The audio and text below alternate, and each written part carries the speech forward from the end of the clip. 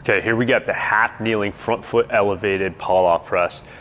This could be a really good exercise to help restore hip external rotation.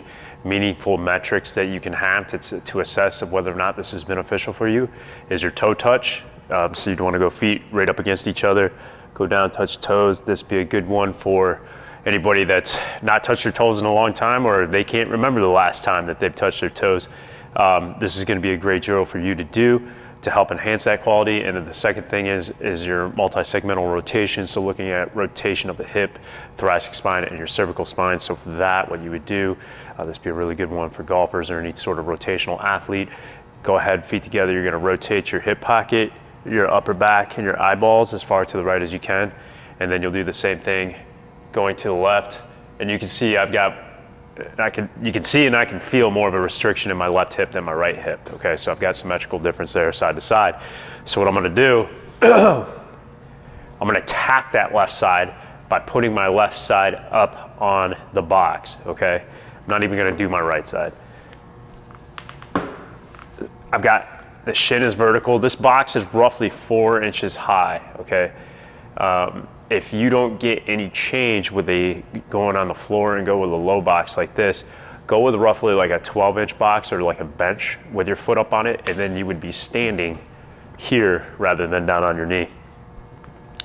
So anyway, I'm gonna move out just a little bit so I got a little bit of tension on the band. Front shin is vertical.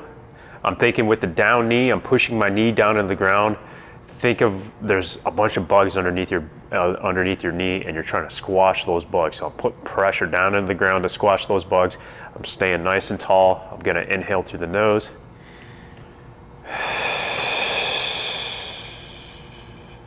Exhale, and I reach really long. Feel abs, bring it back, repeat.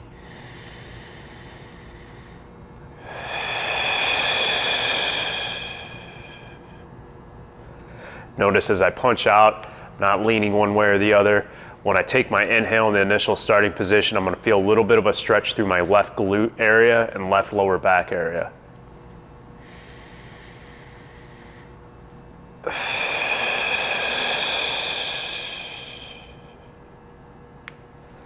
We'll just do 3 reps to see where I'm at. So we go back to the multi-segmental rotation. I go to my right, okay? And then I go to my left, and you can see quite a bit, and I can feel my left hip looser. You can see a big difference there. Big things to note though, when you do your rotation, make sure that you're not offsetting the weights.